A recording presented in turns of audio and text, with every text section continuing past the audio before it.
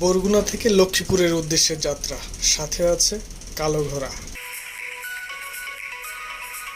বরিশালের রূপাতলিতে দাদার জন্য ওয়েট করতেছিলাম, সফর সঙ্গী আসলো। দুপুরের খাবারের জন্য শেষ পর্যন্ত কস্তুরী রেস্তোরাঁই বেছে নিলাম। রেস্তোরাঁটা ভালো আসলে। দুপুরে খাওয়া দাওয়া করলাম দুজনে। খাওয়া দাওয়া শেষ করে আবার মাদারীপুরের উদ্দেশ্যে যাত্রা। হঠাৎ দেখি গাড়ির লম্বা লাইন। 10 মিনিট গাড়ি চালানোর পরেও এই জ্যাম শেষ হয় না।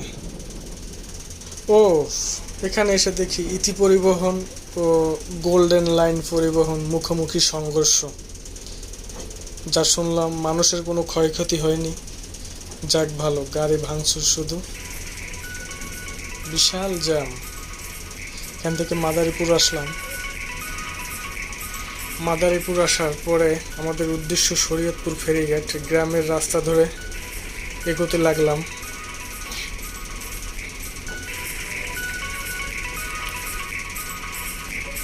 শেষমেশ এসে গন্তব্যে পৌঁছলাম, শরীয়তপুর ফেরিঘাট। এখান থেকে ফেরিতেও পারাপার হওয়া যায় ও ট্রলারেও পারাপার হওয়া যায়। আমরা শেষমেশ ট্রলারে পারাপার হব নিশ্চিত করলাম। অবশ্য ভাড়াটা একটু বেশি নিছে, তাও তো তাড়াতাড়ি গেছে। তারপর মেঘনা নদীর সৌন্দর্য উপভোগ করলাম, অনেক ছবি টবি তুললাম। ফেরিঘাট আসলাম। এখানে এসে একটা চার দোকানে চা খাওয়ার জন্য একটু বিরতি নিলাম। চা খেলাম। চা খেয়ে আবার লক্ষ্মীপুরের উদ্দেশ্যে যাত্রা শুরু করলাম। ধন্যবাদ সবাইকে। If you wanna go, then I'll be so lonely. If you're leaving, baby, let me down slowly.